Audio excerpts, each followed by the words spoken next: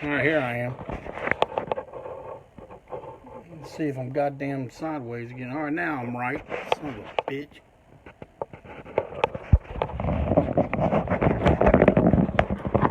People are always, Jeff Clayton, why are you so down on technology? Well, I'll tell you why. Because I didn't do a damn thing different than I've done before, and all of a sudden it says, oh man, you gotta rotate your phone. Fuck you, man. Alright. Getting me started off in a wound up mood. Well, y'all coming back in the house quickly. Yeah, that's good.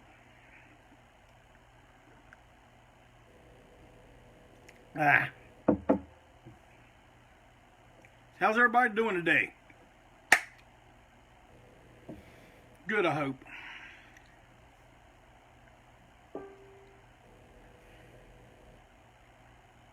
You know what was great about this weekend? You know, all week long it's been, you know, wear a mask! I'm not wearing a mask!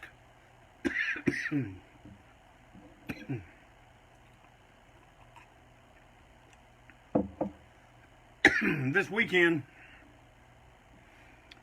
if you light off fireworks on the 4th of July, unfriend me right now! I love it!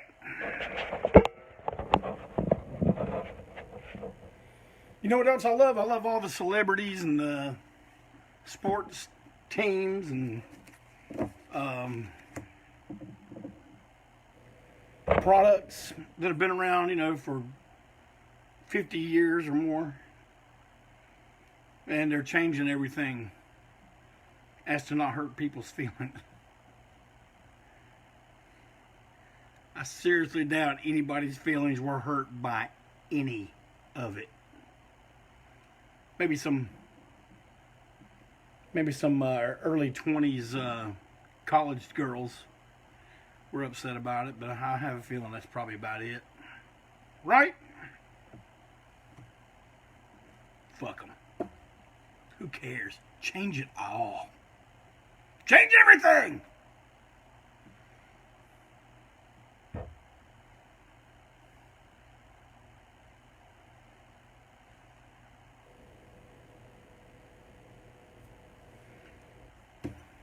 Everybody got their Jerry A single?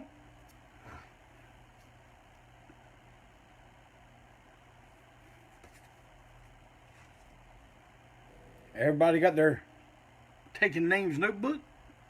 Man, this weekend you could have been out in your neighborhood taking them names. Taking them names and the people shooting off them fireworks. Nah, that's enough about that shit. That shit just riles me the hell up. Maybe a show where I am riled up will be funny. I don't feel like doing it today. Too tired. Well, man, we had some developments happen in the ANTiSEEN camp, but it's under wraps, as they say in the business. You'll know about it soon enough. Yeah, Tom, everything got mailed out yesterday. I don't have any mail waiting to go out right now, unless any orders come in this afternoon. I have no mail, so it's out. It'll be there, and the mail's been doing funny stuff, man. Ever since this shutdown business. I told y'all before I mailed something to Henrietta in South Carolina, and it took more than a week. But then I mailed something today just outside of. I mailed something yesterday going to just outside of Spartanburg, and it got there today. So what are you gonna do? Just mail it and hope for the best. Hope it gets there. No, we gotta keep the possum in the bag a little bit. You got to build up the anticipation. But I can promise you, no, when have I had a big surprise and it not been a big surprise? My surprises are always big. Everybody talks about them. This will be no different. And you're not going to have to wait long for it, I do believe.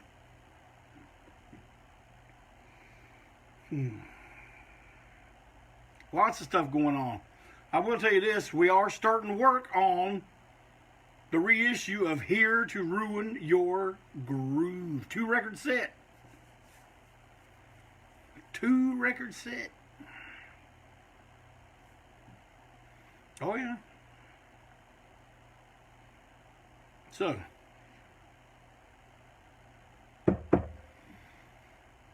I think today we're going to take a sidestep from history, but still go back historical to some of the characters that orbit around ANTiSEEN and we around them, which is sometimes just as interesting, if not more so, than anything the band did.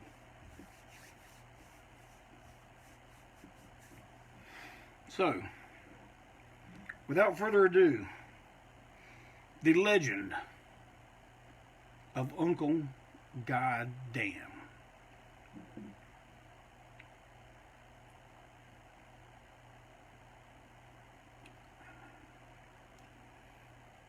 On the marked shirts. Y'all could be drinking out of yours the same time I'm drinking out of mine if you would go and order one. And now that we all got our drinks in our hand, everybody got their drinks in their hand, a toast and a rest in peace to the great Charlie Daniels here.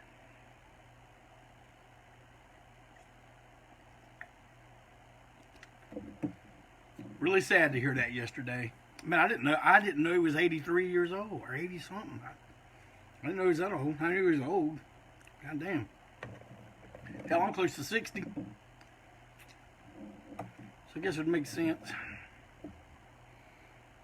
Really hate that though, man. What a part of I guess all of our childhood. I mean, a lot of you guys are so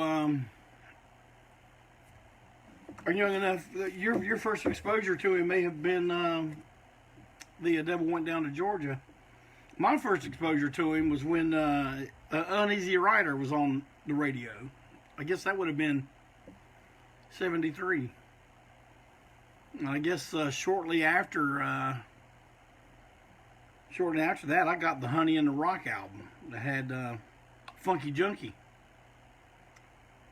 Here's some ANTiSEEN trivia.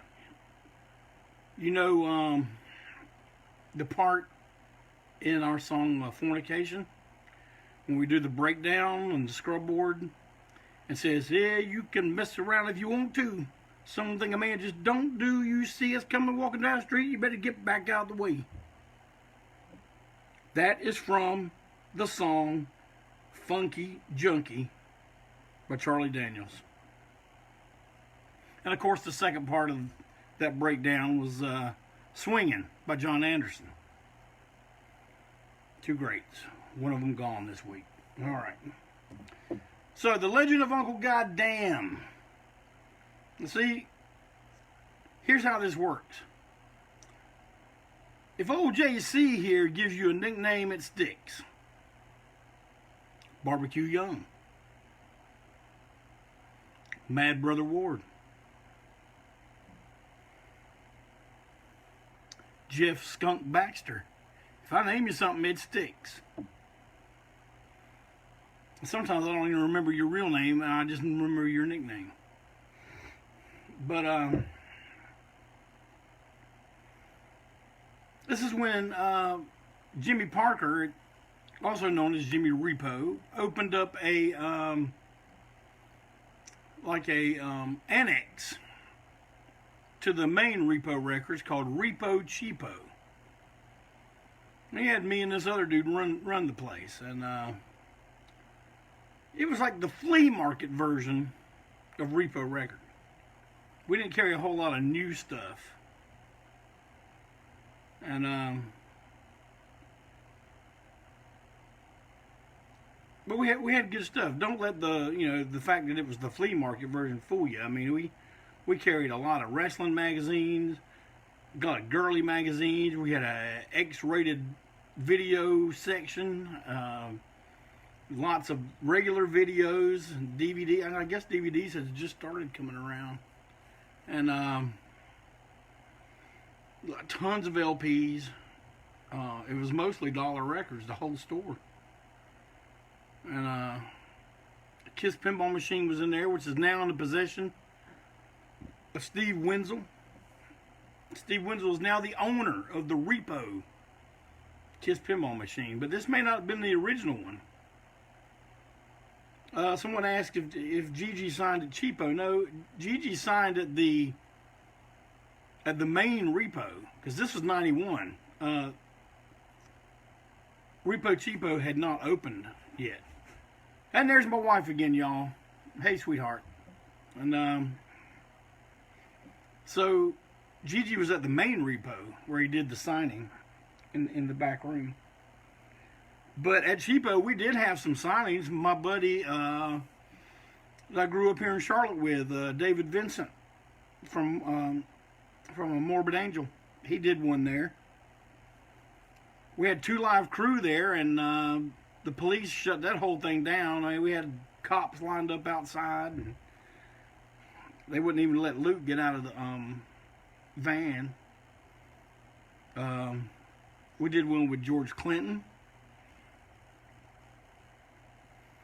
But Repo Cheapo was a cool place, man. And when we first opened up, man, we started getting a lot of new customers. And these dudes from Shelby, North Carolina, started coming in. Dale, Keith, and a few others that tagged along with them, and we found that we all had tons of stuff in common. Our love for Kiss and wrestling. And then they got to know us and started coming out to see ANTiSEEN. And Dale, this was in the era of tape trading, videotape trading, where everybody, you'd get something on VHS, and a lot of people wanted to see. You'd trade it for other stuff. God, there's a big network of people doing that, and Mick Minchow down at Ground Zero, his brother Jim was one of this area's biggest tape traders. But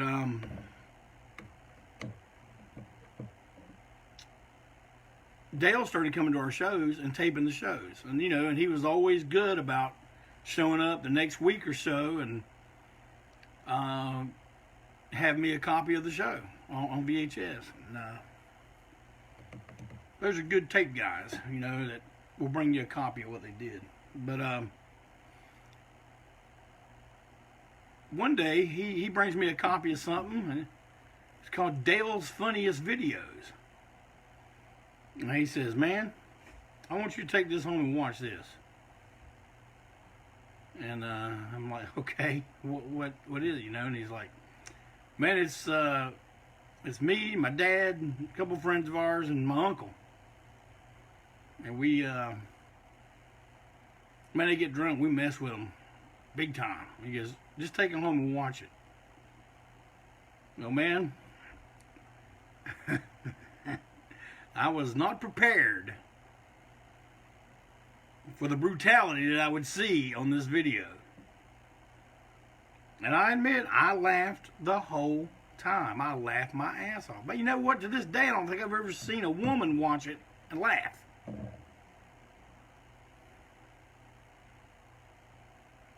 So, let me see if I can set the scene for you. Dale's dad was your typical, working class mill worker. And, man, when he wasn't drinking, the sweetest guy in the world. But when he was drinking, watch out, And his brother, Robert, whom was getting the brunt of the torture, every time something was done to him, all he could do is muster up a "God damn." That's all he could say. Which is why he was given the name Uncle Goddam. And Dale's dad, we just called him Pappy. So, okay, the characters are set up. This is just Dale on a typical Saturday night down in Shelby. The boys all get around, start drinking a little bit, and then they get to where they start drinking a little too much. Dale just keeps the video camera going. Maybe a little commentary from him here and there. But let me see if I'm going to start. I'm going to see if I can make this build up for you. The stuff they do to Robert. They called him Cowpuss. And I don't know why, but I think Uncle Goddam was a better moniker for him. And, I think it fit. But they start with, he's just sitting there drunk. So like, then they, you know what a cup pop is, where you whop, like right to the damn bread basket, man. Just, any one of us would have come up swinging once we got up. Wham in the balls. God damn. Then, black pepper sucked up through a straw just enough to get some in there, and then the straw bent, put into his nostril, blowing the black pepper straight into his nasal cavity. God damn.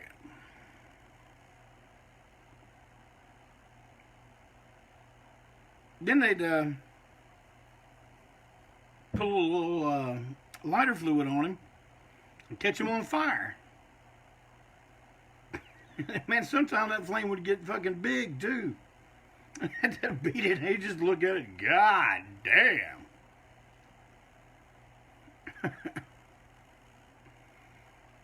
Then came the silver spray paint. What'd they do with that? Naturally, they just spray paint his face.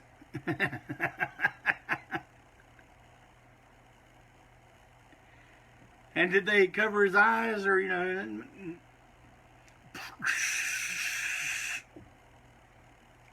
Then they grease his hair up with something and part it down the middle.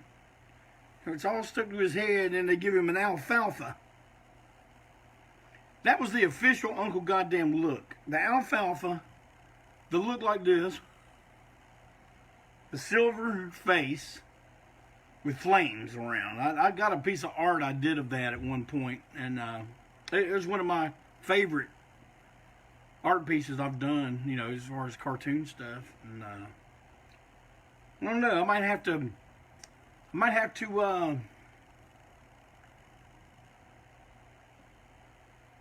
rediscover that. Do something with it. Can I get a goddamn to that? Maybe an Uncle Goddam t-shirt? I don't think there's ever been one.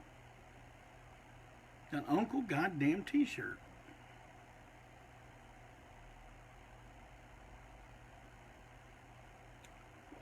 I'm not done yet, though.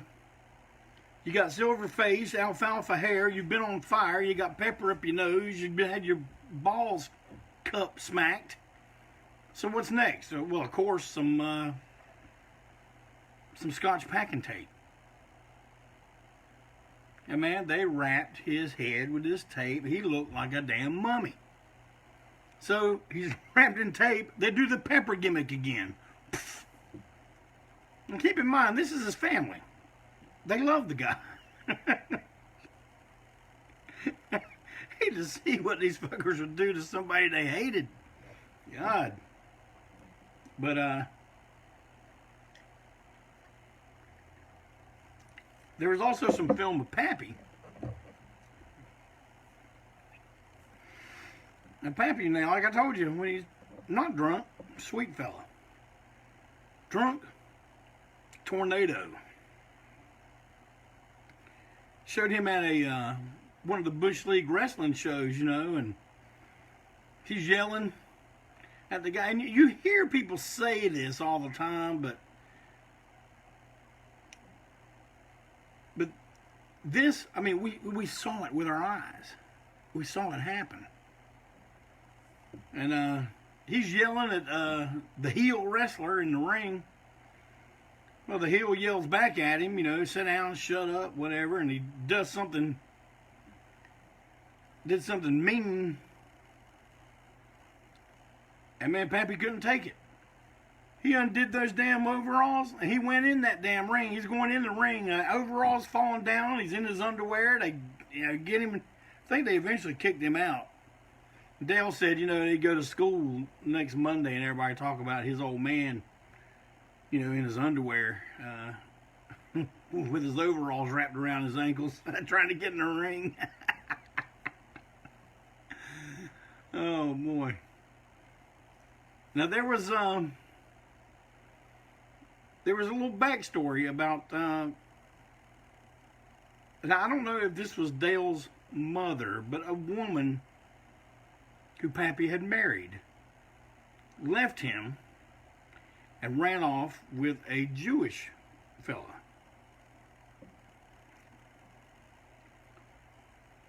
And Pappy's name for the Jewish fella was Rabbi.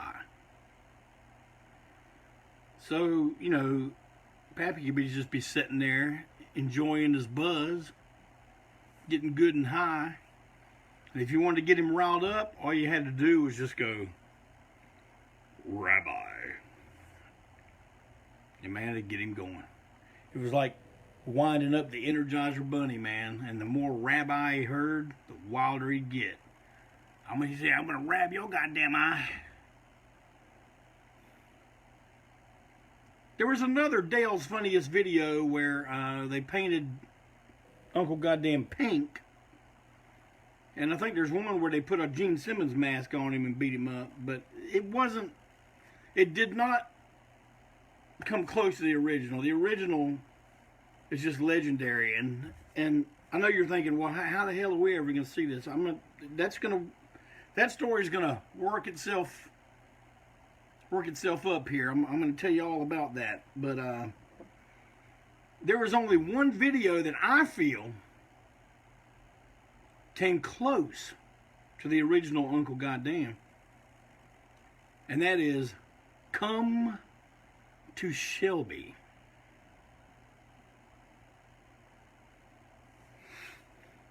Alright, ANTiSEEN was playing at a club in Charlotte called Heretics.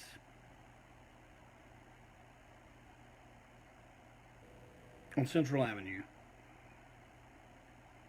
And we had some pretty good shows there, you know.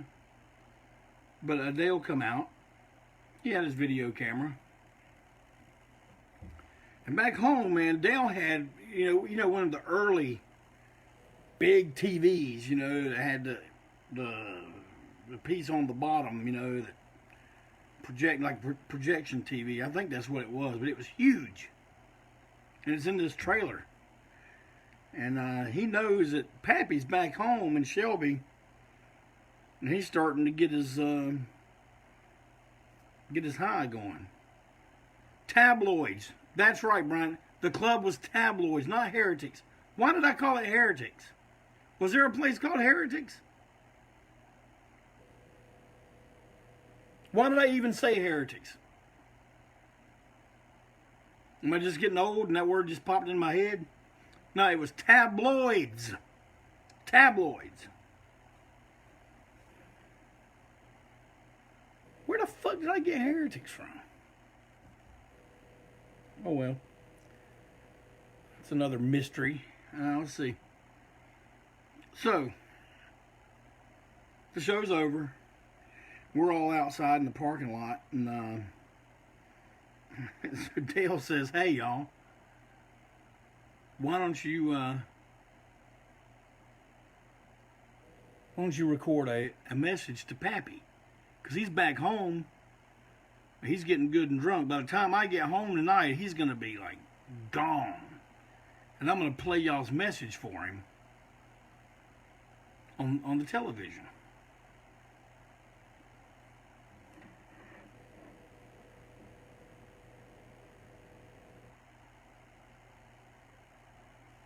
So there was heretics on Tryon. Yes, okay, all right. Now my mind is completely unmuddied. Didn't that usually? Well, never fucking mind. Anyway,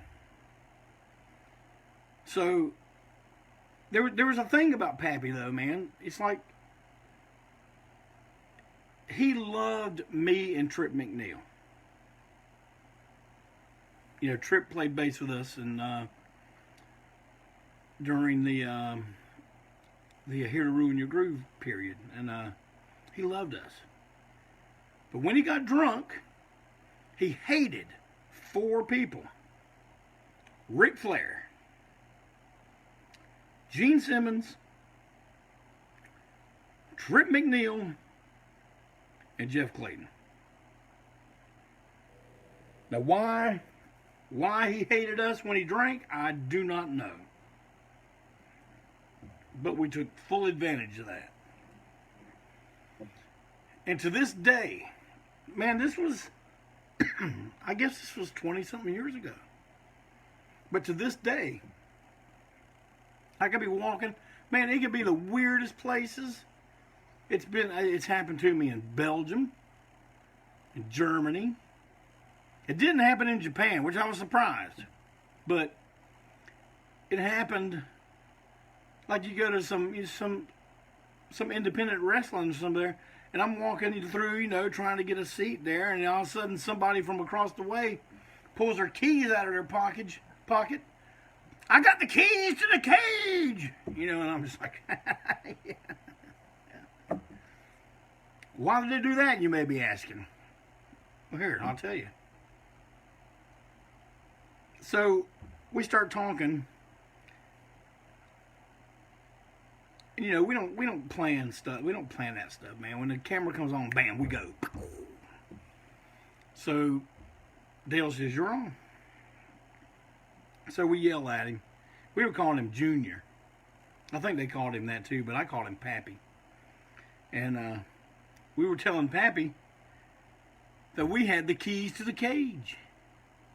That all you had to do was come and get them. And we'll go in that cage and we'll settle all this.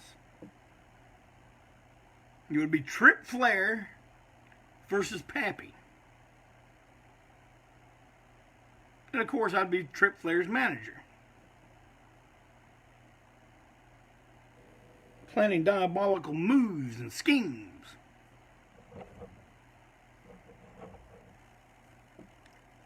So we're constantly. Trip's getting in the camera, flexing his muscles at him, showing he says, you know, you're sitting at home having a drink, but you're not here. And we both get in the screen and go, ooh. He hated that Ric Flair, woo. He hated it. Then we brought the conversation down. And we're just like, you know what, man? It's like, we really don't want to fight. We just want to be cool with you, man. We love you. We want you to be happy, you know, and we start telling him all this stuff, and he starts calming down, you know. Well, we don't know that he's calming down. I'm getting ahead of myself. And then we're bringing it all down. It's getting nice and calm. And then we both go, Rabbi! Okay. So Dale drives back to Shelby. Man, it's got to be 3:30 or 4 in the morning now by the time he gets home. And sure enough, Pappy is... He's gone, man. In there with no shirt on. Just his old blue jeans. Got his trucker cap on. And,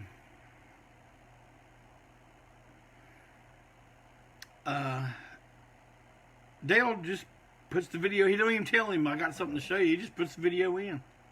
Here's his name. Now, remember, Dale's playing the video he just recorded, but he put another videotape in. Now he's recording Pappy watching our video on this gigantic screen. So Pappy hears his name. He's interested. He leans forward. He sees it's me and Trip. Oh, boy. Now he's standing up. And, man, every time he hears Rabbi, he's like, God damn it, I'll rab your ass. He's talking to us on the screen. And that's when he tells us, you got the keys in there, got the keys to go, woo. He said, come to Shelby. Come to Shelby. That's how the tape got its name, Come to Shelby. Pappy wanting to challenge me in Trip Flair. Saying if we just come down to Shelby, we can do the match there. Well then, on the extended version of Come to Shelby, you see us do the calm down. It's not on most versions. I see someone said they saw it on YouTube. I don't think the calm down is on the ones on YouTube. But you see him get in his chair and he starts accepting, you know, our apologies and our praises for him and stuff. And now he's just, you know, having his buzz and having a good time until the big gigantic Rabbi! Then he's up. Now his pants are off. He's naked underneath. He's telling us to come get his dick. He said, get this big old ass. He's spreading his asshole in front of the TV. He's putting his fist up. He's like, hitting his hand. He starts walking toward the kitchen, turns around, comes back in the living room, yelling again, pants still falling down, you know, and all that. It's classic. It doesn't beat the original Uncle Goddam, but it is a damn close second, I'm telling you. Classic stuff. Now, to go back to the original Goddam a minute, what they told me was, after that night of debauchery, they got a little bit of sleep. They had to go to the mill to get their damn paychecks on Saturday morning or something. Something happened. They had to do that. They take him up to the damn mill. He goes in there with a silver face, alfalfa hair, and gets his damn paycheck. All right, so anyway,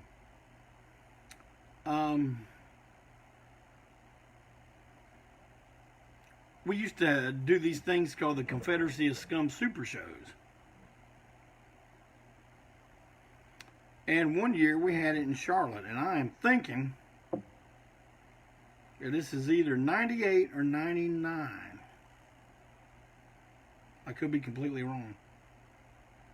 I'm not a good year guy. Sometime, but not usually. Still tired, y'all. 4:30 in the morning. But we inducted Uncle Goddam into the Confederacy of Scum. And man, Dale arranged it so that he would be there at that show. And man, let me tell you, when he came walking into Tremont Music Hall, you know the old films you see of Elvis playing in the 70s where the flash bulbs just pop, pop, pop, pop, pop. Man, that's what it looked like for a couple minutes in Tremont. When Uncle Goddam come in, man, everybody had them cameras out. Boo, boo, pow, pow, pow, pow, pow. Everybody getting their picture. Man, he's wasted when he comes in. He don't know. We get him up on the stage, induct him. He didn't know any of that was happening. And later the Frankenstein drag queens actually used, Wednesday 13. My buddy they used their independent label was Uncle Goddam Records, and I drew a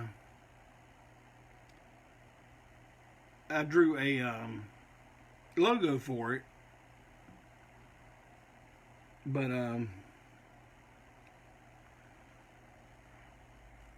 yeah, Andy taped the induction.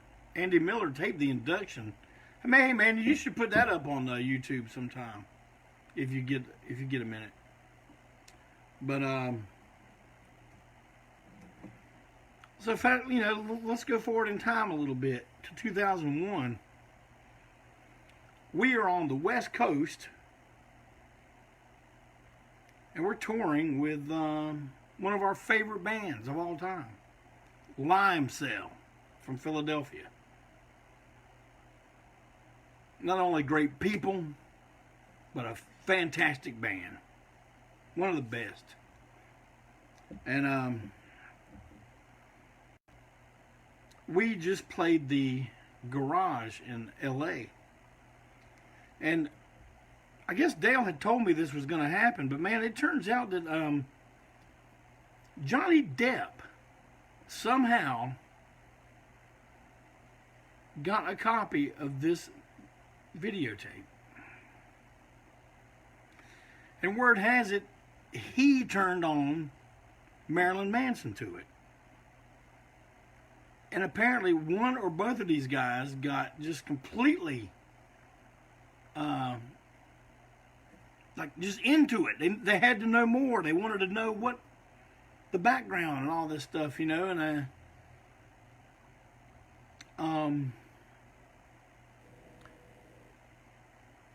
I guess someone told them we were going to be out there, and they wanted a guy that they knew to come out to our show and videotape talking to me about these guys. And he had a thing of questions. I don't know which one of them, whether it was Depp or Marilyn Manson, that had the guy come out, but that's who he said sent him.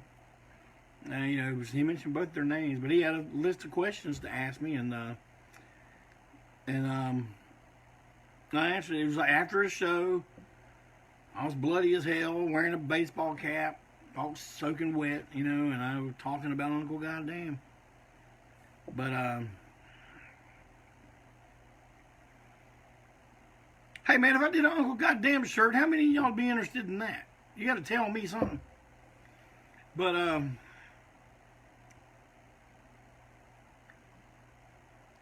eventually, the tape did get released on some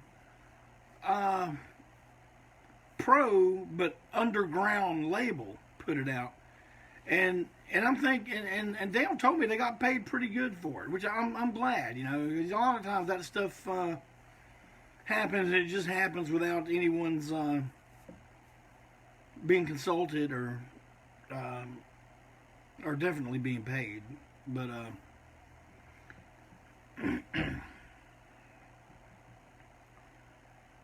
so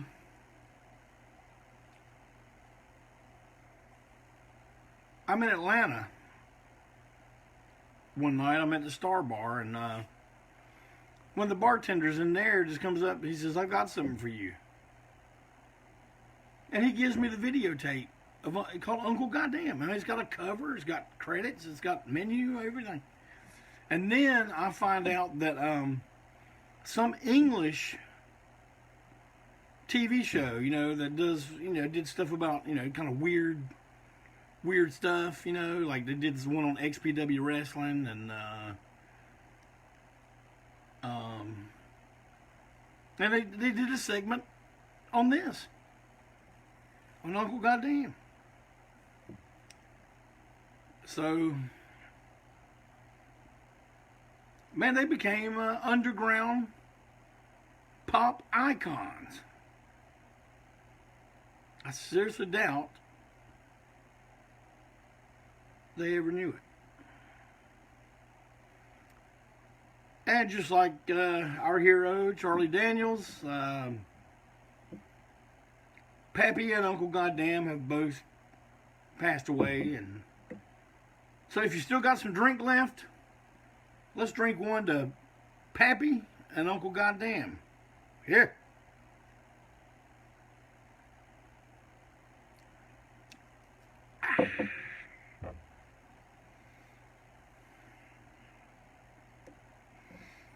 Well, I've been on for 44 minutes. Malcolm is not going to be doing a broadcast next Sunday. He's saying he kind of ran out of what he wanted to talk about, but I kind of talked to him. I said, man, why don't you maybe go on once a month and do something, you know? And I mean, I don't know. Mad Brother Ward may do another one. Dean Assange is still going to come on here with me sometime. We'll get that worked out. John Bowman has expressed interest in coming on with me sometime. So, you know, when we get into his era of talking about the band history, you know, I'll have John on. And hopefully, I will have my sweet microphone set up working that Brad Mullins so generously sent me. But, yeah. What else you want?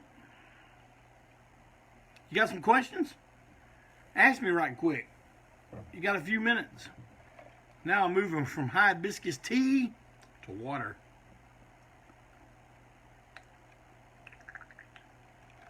All right. I don't see no questions coming up. Let me see if they're down there and I just don't see them. No, they're not coming up. All right. No questions? Okay, here comes something. That wasn't a question. Yeah, Brad, you know how it is. Good gosh, man. Always something going on.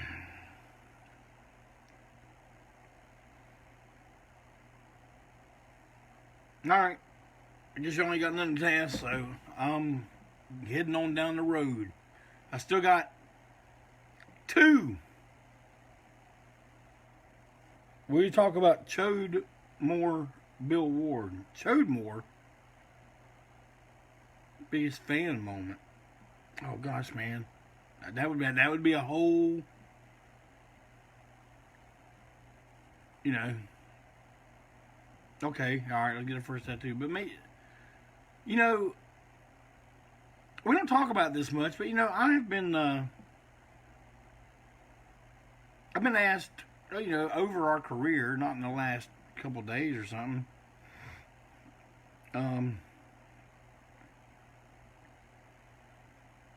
You know, I've been asked to call people on their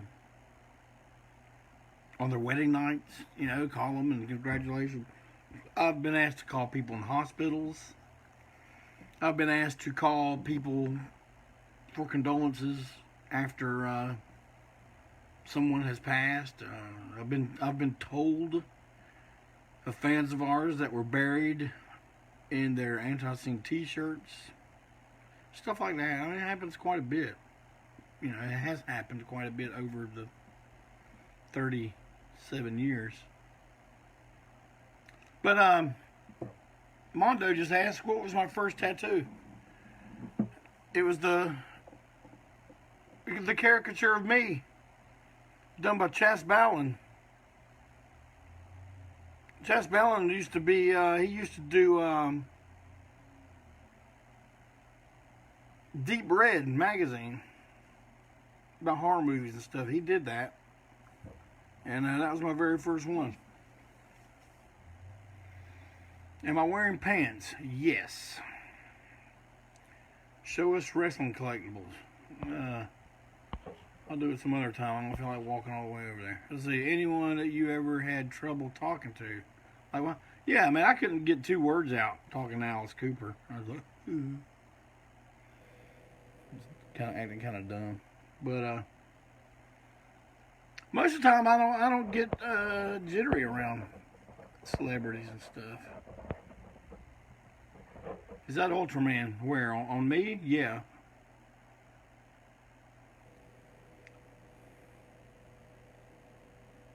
Yeah, I got a TCB somewhere.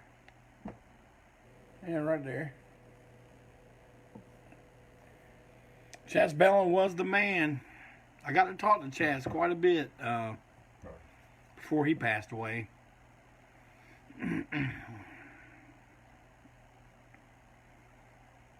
Yep, all our heroes are going away.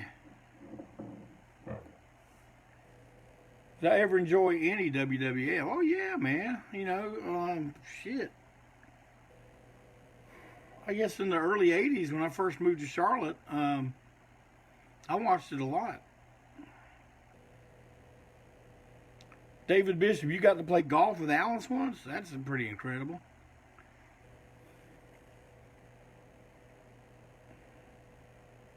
From cool memories from opening with the Flat Duo Jets. Man, we opened with them during that rare period that they were 3-piece. And Dexter Romweber was, I guess he still is incredible. I got to sing a Sonic song with the Flat Duo Jets, Strychnine. Some of you may know it as a Cramp song, but man, I wish there was a recording of that somewhere. Got to meet and perform and shoot the shit with a lot of my heroes. Man, I did an interview with Mark Farner of Grand Funk, and some of you know Grand Funk's one of my favorite bands of all time. And man, I got to do a breakfast interview where I went and picked Mark Farner up at his hotel and took him to the San Remo restaurant. No, it was the God, what is that place on Central? Oh man, I cannot think of the damn name right now. It was beside San Remo. It's still there. But we went there with Mark Farner. Mark Farner bought our breakfast and we did an interview with him. And I got to drive him back to the place they were staying. Man, it was pretty amazing. Pretty amazing. The Landmark. The guy that lives in Raleigh tells me about a Charlotte restaurant. The Landmark, that is correct.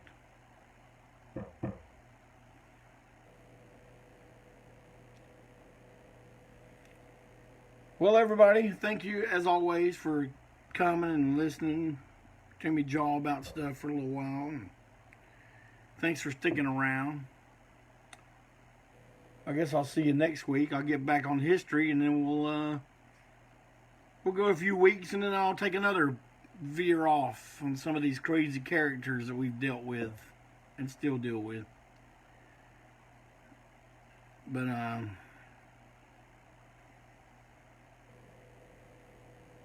hell, you guys, take care. Be safe. Just remember, we're all in this together.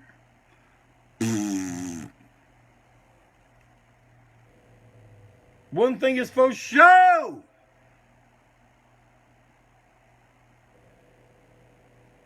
We all will eventually have to break on through to the other side.